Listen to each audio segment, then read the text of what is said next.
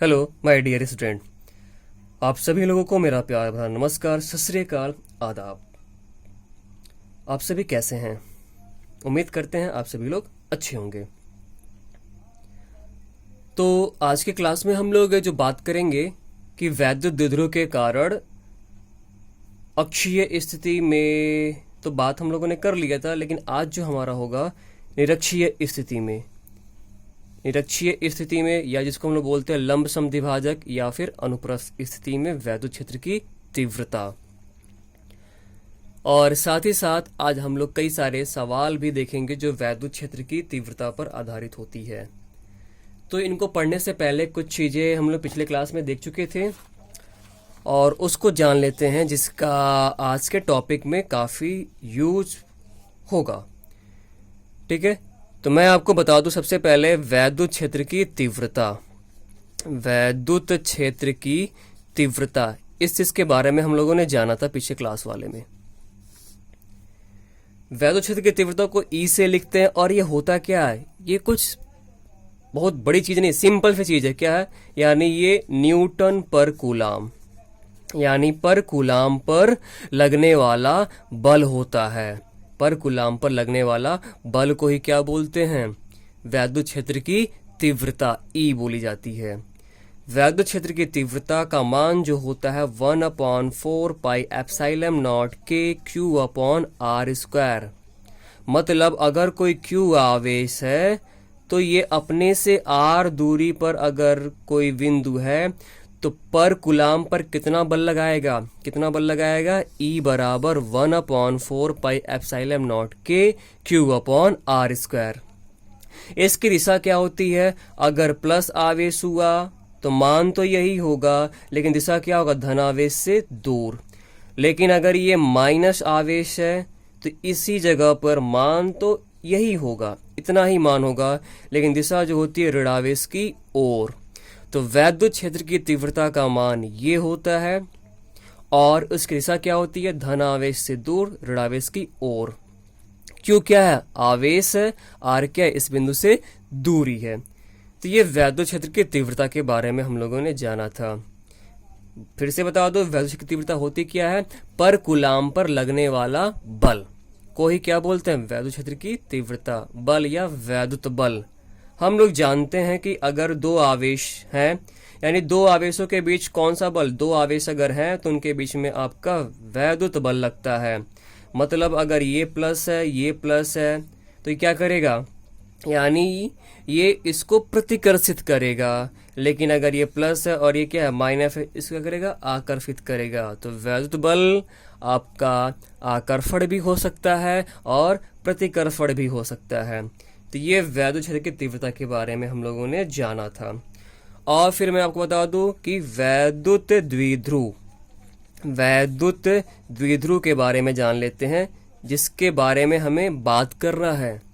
वैद्युत द्विध्रुव मैंने बताया था ये क्या है? यानी इसमें प्लस, यानी दो आवेश होंगे, यानी एक आपका प्लस आवेश, दूसरा क्या होगा? माइनस आवेश।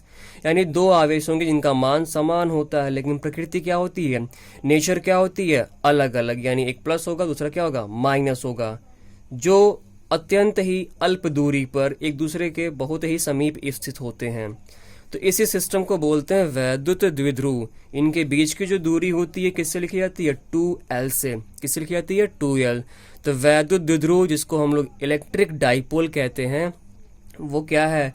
यानी इलेक्ट्रिक डाइपोल जो है ये दो आवेशों का सिस्टम है, जिसमें एक धन आवेश होगा, दूसरा क्या होगा? ऋण आवेश होगा। और इनके बीच की जो दूरी होती है उस दूरी को हम लोग किससे लिखते हैं? 2L से लिखा जाता है।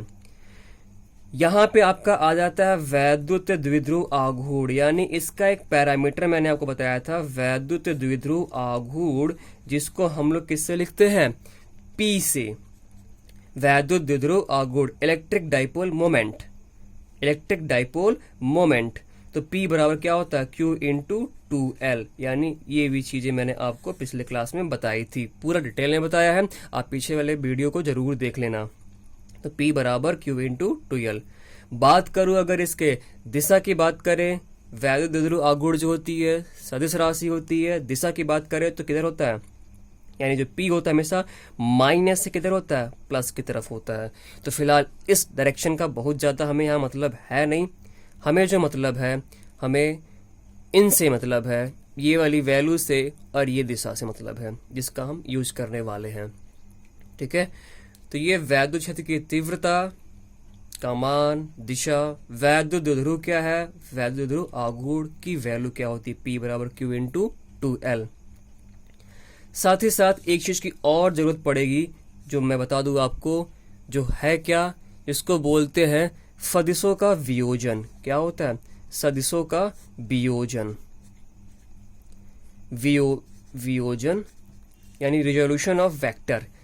इसका सिंपल सा मतलब है कि अगर कोई भी सदिश राशि जिसमें क्या क्या परिमाण के साथ साथ क्या होता है, परिमाण के साथ साथ क्या होता है, दिशा भी हो, और वो सदिश योग के नियम का पालन करें। मतलब अगर कोई सदिश राशि जैसे बल हुआ, वैद्युत क्षेत्र की तीव्रता भी क्या है, सदिश की एक प्रकार का बल ही है। कोई भी सदिश राशि अगर आपका क्या कर रही है, थीटा कोण बना रही है, कोई सदिश राशि ए है, थीटा कोण बनाएगा तो वो दो घटकों में टूट जाता है। जिससे कोण बनाएगा वो घटक क्या होता है आपका, कॉस वाला, यानी ए कॉस थीटा।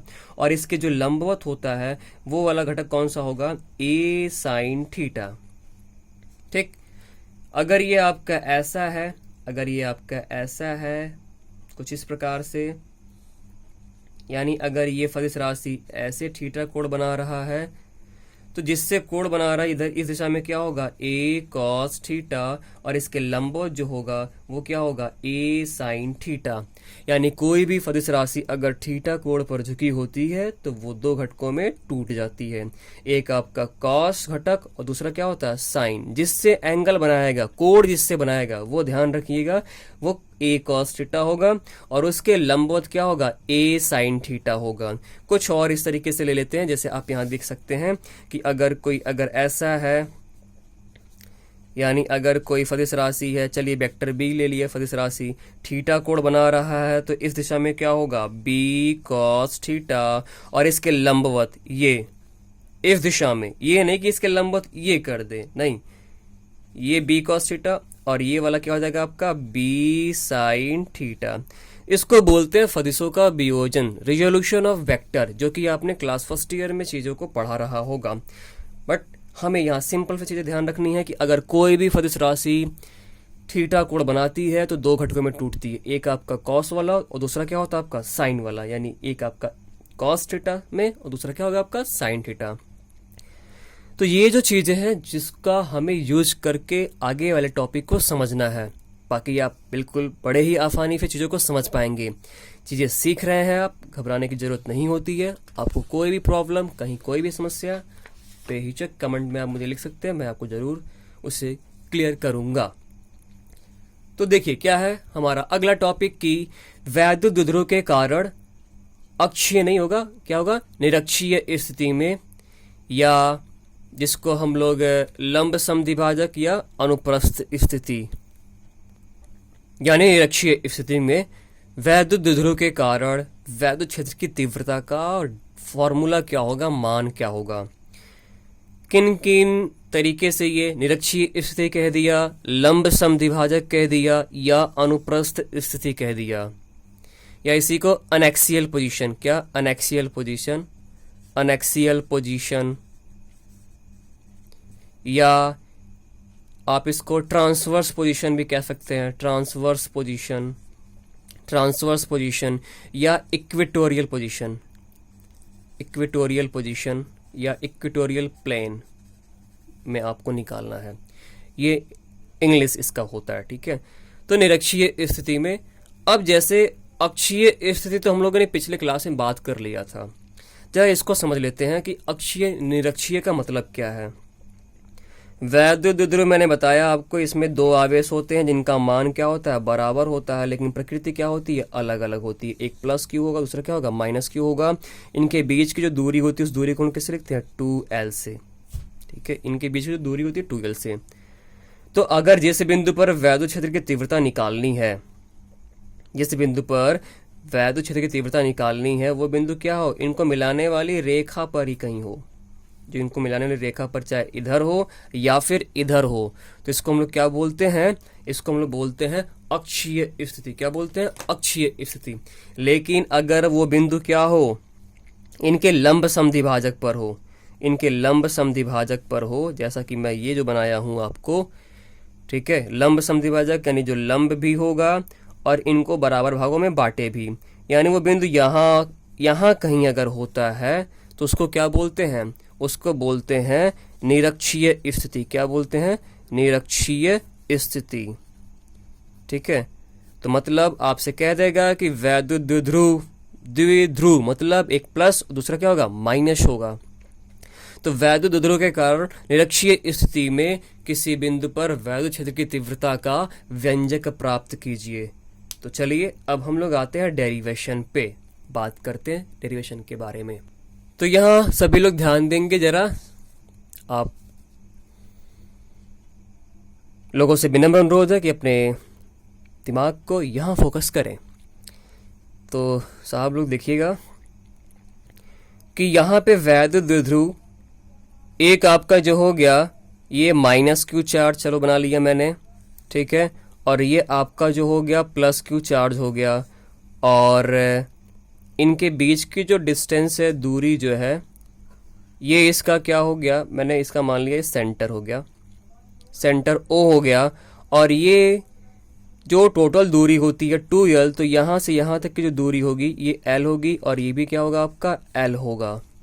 ठीक, अब देखिए जरा यहाँ पे कि निरक्षीय स्थिति में कहाँ बात करना है, निरक्षीय मतलब यानी ये पोजीशन में बात करना है आपको, ये पोजीशन में बात करना है, यानी इसके सेंटर से जो है निरक्षीय स्थिति में कितनी दूरी पर, r दूरी पर कोई बिंदु P है जहां पे हमें वैद्युत क्षेत्र की तीव्रता के बारे में बात करना है। ठीक है, तो चलिए, तो यहां से आप देखेंगे कि इसकी जो डिस्टेंस होगी, इस वाले से दूरी ये होगी और इस वाले से दूरी इसकी ये होगी। हम लोग करेंगे क्या, यानी ये भी यहाँ पे वैद्युत क्षेत्र लगाएगा, ये भी लगाएगा वैद्युत क्षेत्र, दोनों का वैद्युत क्षेत्र निकाल करके फिर हमें उन्हीं को जोड़ देना होता है। लेकिन किस नियम से जोड़ना होता है, कौन सा, साधारण नियम नहीं, कौन सा नियम, सदिश योग, फदिश योग, जिसमें क्या होता है कि उनके मान के साथ साथ उनकी दिशा पर भी, दिशा भी डिपेंड करती है। ठीक है, तो चलिए, तो दिशा की भी जरूरत होती है, तो हम लोग जरा यहाँ पे बात करते हैं। तो यहाँ पे अगर आप देखेंगे तो ये कोई भी एक सिंपल सा फॉर्मूला मैंने आपको पीछे बताया ही था कि जो फॉर्मूला होता है उस फॉर्मूले के अकॉर्डिंग आपको आवेश का मान चाहिए होता है और दूरी चाहिए होता है। आर का मतलब, अब ये आर और ये आर में कंफ्यूज मत होना, आर का मतलब क्या, सामान्य मतलब कि उस आवेश से बिंदु की दूरी, तो इस आवेश से बिंदु की दूरी ये होगी और इस आवेश से बिंदु की दूरी ये होगी। तो सबसे पहले इन दूरी के बारे में जानकारी इकट्ठा कर लेते हैं। तो ये जो दूरी है, यहां से ये दूरी, ये इस दूरी का मान कितना होगा, ये r है और ये l है। ठीक, और आप इसे थीटा मान लीजिए। तो ये आपका एक समकोण त्रिभुज बन रहा है। ठीक है, इसमें आपका ये लंब हुआ, ये आधार हुआ, ये कर्ण हुआ। तो पाइथागोरस प्रमेय से अगर हम बात करें तो ये दूरी क्या होगा, पाइथागोरस प्रमेय से कर्ण बराबर होता है कड़ी में लंब का स्क्वायर प्लस आधार का स्क्वायर, यानी पाइथागोरस प्रमेय से कर्ण बराबर कड़ी में लंब का स्क्वायर प्लस आधार का स्क्वायर, ये होता है।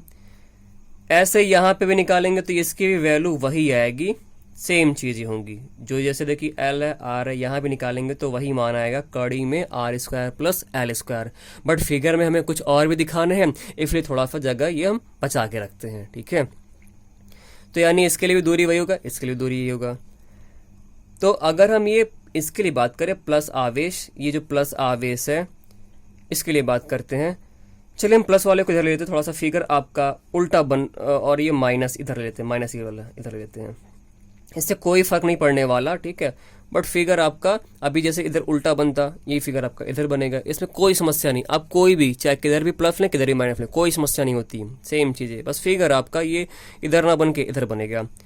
देखिए प्लस आवेश के कारण जो भी मान होगा वो मान कितना होगा, अगर मैं लिखूं तो प्लस आवेश के कारण अगर लिखेंगे आप तो E1 प्लस आवेश के कारण प्लस क्यू आवेश के कारण वायु शक्ति की तीव्रता E1 बराबर क्या होगा 1/4πε0K। और फिर क्या, आवेश आवेश Q अपॉन दूरी। तो इससे दूरी क्या है, इस आवेश इस बिंदु की दूरी, ये दूरी कितनी है भाई, यही ना इससे दूरी है, सीधी दूरी। तो दूरी कितनी है, दूरी का स्क्वायर होता है, तो क्या हो जाएगा कड़ी में R² प्लस L² का होल स्क्वायर। आपको मैंने पीछे फॉर्मूला बताया था, क्या था, देखिए 1/4πε0K आवेश, और इस R का सामान्य मतलब क्या होता, R का सामान्य मतलब दूरी, ठीक है। R के सामान्य फीलिंग को समझिए, दूरी है, तो इससे दूरी कितनी है, ये दूरी हो गई, ठीक है। अच्छा, तो ये E1 हो गया। और E1 जो होगा धनावेश से, दिशा के बारे में बात करें, दिशा के बारे में बात करें, धनावेश से क्या होता है, धनावेश से दूर, यानी ये आपका E1 होगा, E1, ठीक। और माइनस आवेश के कारण अगर हम बात करें तो माइनस आवेश के कारण क्या होगा, आप देखिए जरा, E2 बराबर 1/4πε0K, मान क्या है Q, हाँ माइनस है, दिशा बताएगा, अभी देखते हैं दिशा के बारे में क्या। तो आवेश का मान क्या है, Q है, प्रकृति माइनस है, दिशा बताएगी, अभी बात करते हैं। दूरी क्या होगा, दूरी वही होगा, यानी क्या हो जाएगा आपका √ में R² प्लस L² का होल स्क्वायर, ठीक है। थोड़ा एक लाइन और मुझे यहाँ पे लिखना चाहिए था, चलिए हम यहाँ पे साइड में लिख लेते हैं।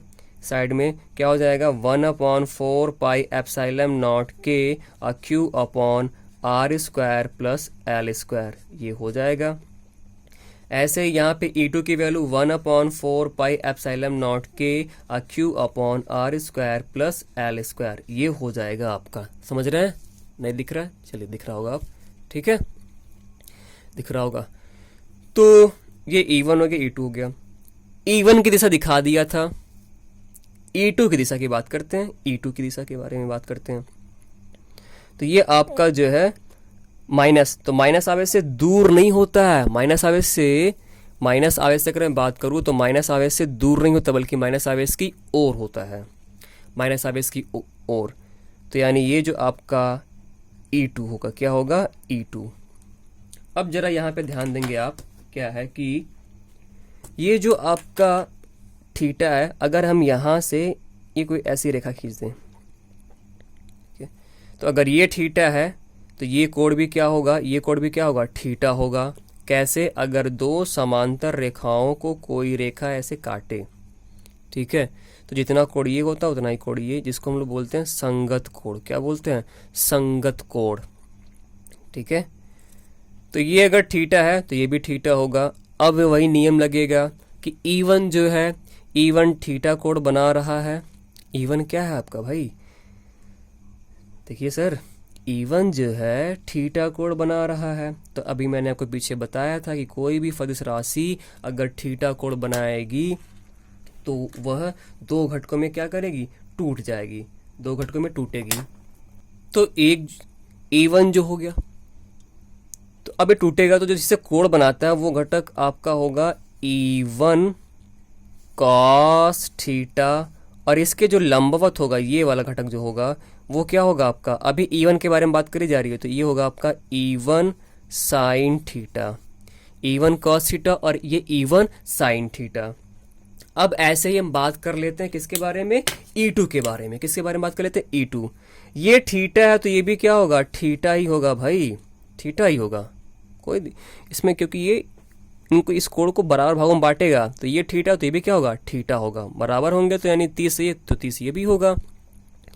अब ये E2 भी इससे थीटा कोण बना रहा है, तो इस दिशा में क्या होगा, E2 cos थीटा, और इसके लंबवत, भाई थीटा ही हो गया, इसके लंबवत यानी इधर ये जो होगा आपका, ये क्या होगा, E2 sin theta, E2 sin theta. अब अगर आप यहाँ देखें तो एक चीज आपको देखने को मिलेगी, क्या, साइन थीटा यहाँ भी, साइन थीटा यहाँ भी। अच्छा, E1 और E2 के मान को जरा गौर से देखिए, तो E1 और E2 के मान को गौर से देखिए, दोनों का मान क्या है, बराबर है। तो इसका मतलब ये E1 साइन थीटा और E2 साइन थीटा दोनों क्या है, बराबर है। यानी जितना इधर ताकत लगा है उतना ही ताकत इधर लगा है, तो यानी दोनों क्या करेंगे, एक दूसरे को कैंसिल कर देंगे। जितनी ताकत से आप इधर खींच रहे हो उतना ही ताकत से आपका इधर फाती खींच रहा है, तो वस्तु कहीं जाएगी नहीं। यानी ये जो है E1 साइन थीटा और E2 साइन थीटा, यानी कौन कौन सा, E1 साइन थीटा और E2 साइन थीटा, ये दोनों जो है ना इक्वल एंड अपोजिट हैं, बराबर हैं। यानी बराबर और विपरीत दिशा में होने के नाते क्या करेंगे, एक दूसरे को कैंसिल कर देंगे, ठीक।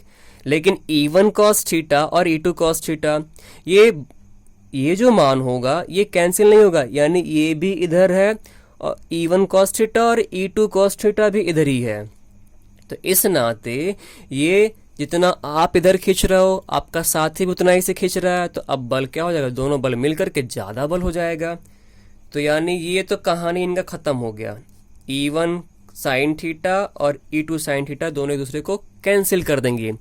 तो जो वैद्युत क्षेत्र की तीव्रता बनेगी भाई, यहाँ पे जो भी बनने वाली है वो किसकी वजह से बनने वाली है, कॉस वाले की वजह से बनने वाली है, ठीक है।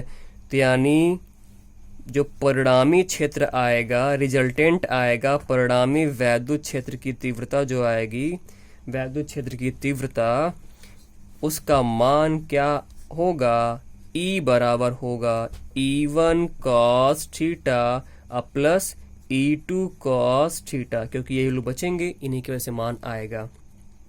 अब अगर आप यहाँ पे देखें तो E बराबर लिख सकते हैं आप 2E1 cos थीटा लिख सकते हैं। क्यों, अब चाहे 2E1 cos थीटा लिखिए, अच्छा है 2E2 cos थीटा लिखिए, क्योंकि दोनों का मान क्या है भाई, दोनों का मान क्या है, बराबर है। E1 जितना है यानी E1 बराबर क्या है, E2 है। E1 बराबर क्या है, E1 जो है किसके बराबर है, E2 के बराबर है। तब कि जो इच्छा लिखिए, तो यानी E बराबर कितना आ जाएगा, 2E1 cos थीटा। तो चलिए आगे देखा जाता है। तो यहां से E बराबर क्या आ गया, 2E1 cos थीटा।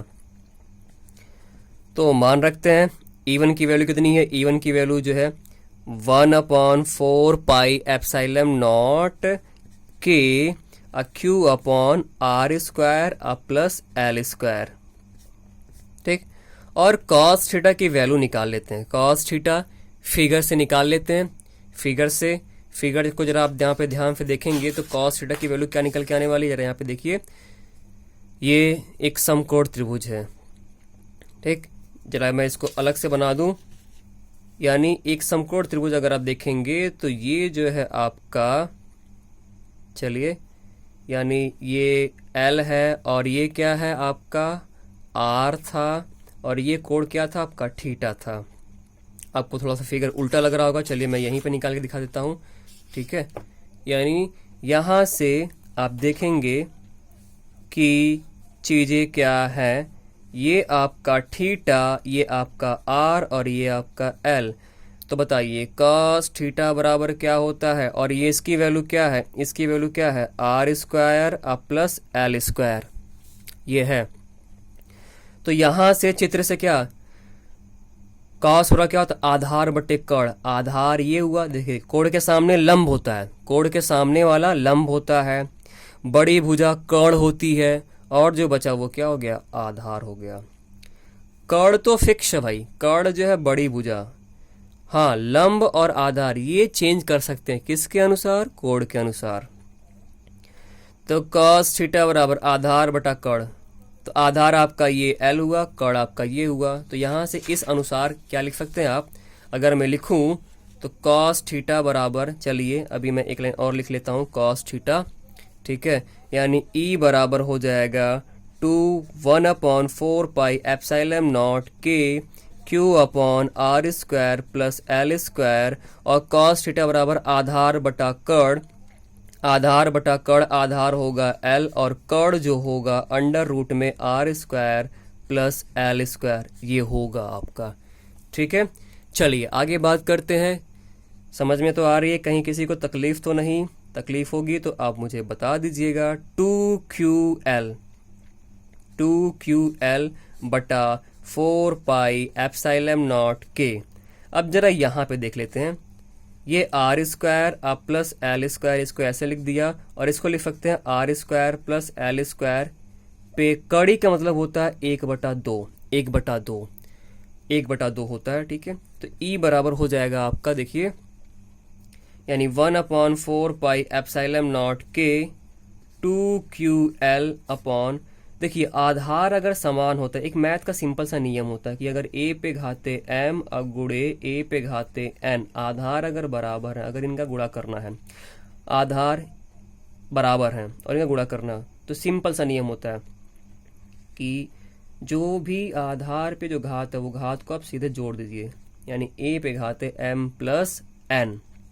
आधार बराबर होते हैं तो घात जुड़ जाते हैं, तो इसी अनुसार यानी r square plus L square, आधार बराबर है तो घात को जोड़ेंगे, यहाँ पे घात 1 है, यहाँ पे 1/2 है, तो कितना हो जाएगा 1 + 1/2, ठीक है।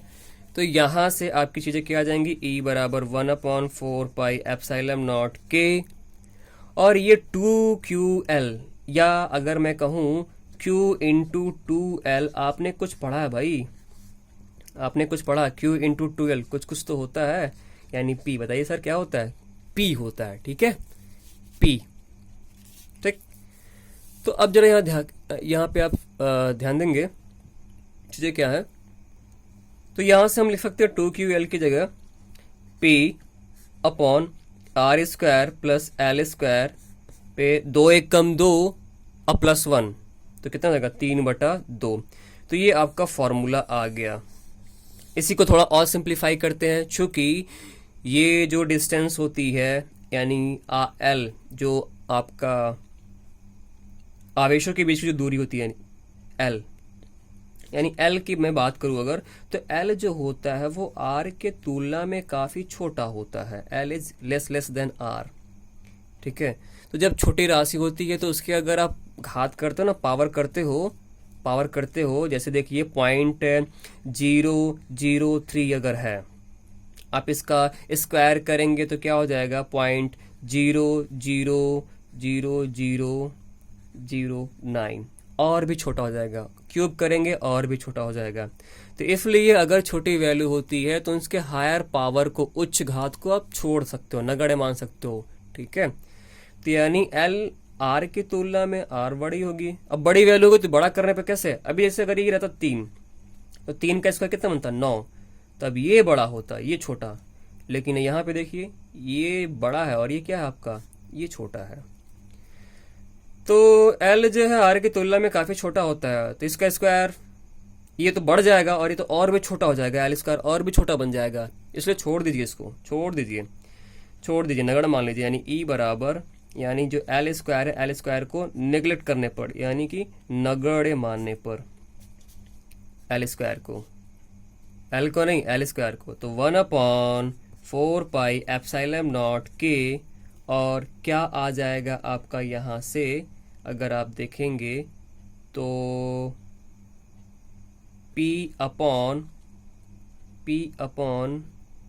चीजें कुछ गड़बड़ हो गई हैं लग रहा है, चलिए तो देखिए यहाँ पे, तो आपका क्या हो जाएगा, आप इसे अगर छोड़ देंगे तो आर स्क्वायर पे पावर कितना 3/2, 2 से 2 क्या हो जाएगा, 2 से 2 क्या हो जाएगा आपका, कैंसिल हो जाएगा। तो यही देख लेते हैं, तो आपका फॉर्मूला क्या आ जाता है, 2 से 2, ये घात का घात में गुणा होता है भाई, घात पे घात होता है, पावर पे पावर होता है, तो पावर का पावर में गुणा होता है, और ये चीजें कितनी आएंगी आप यहाँ पे देख सकते हैं। तो ई बराबर कितना आ जाएगा 1/4πε0 k, और P अपॉन ये कट जाएगा तो r³, ये फॉर्मूला आ गया, यानी ई बराबर 1/4πε0 k P अपॉन r³। अच्छा, अक्षीय स्थिति में क्या था, अक्षीय स्थिति का जो फॉर्मूला था 1/4πε0 k 2p अपॉन r³। उम्मीद करते हैं चीजें आपको समझ में आ रही होंगी। अगर आपको समझ में आया तो आप इसे जरूर लाइक शेयर कर दिया करें, ताकि आपके अन्य साथियों को भी इसका लाभ मिल सके। और अगर कहीं पे भी कोई भी दिक्कत अगर आपको आती है तो आप मुझे कमेंट में लिख दिया करो, या फिर आप मुझे व्हाट्सअप भी कर सकते हैं और आपको जवाब तुरंत मिलेगा। ठीक है। तो आप सभी लोगों से विनम्र गुजारिश है कि आप चीज़ें ज़रूर इसे शेयर कर दिया करें ताकि आपके अन्य साथियों को भी इसका लाभ मिले, और आप लोग इस कोरोना महामारी की अवधि जो चल रही है इसमें आप सावधानी बरतें और स्वस्थ रहें, मुस्कुराते रहें, चीज़ों को सीखते रहें, ठीक है। और अपनी पढ़ाई को जारी रखें, पढ़ाई को आप अपने क्विट ना होने दें, ठीक है। किसी कारणों से थोड़ा सा वीडियो आने में इस बार थोड़ा लेट हो गया, ठीक है, बट पूरी कोशिश रहेगी कि वीडियो आपको रेगुलर मिले। तो चलिए अगले सेक्शन में बात करते हैं हम लोग जरा सवाल जिसमें देखा जाएगा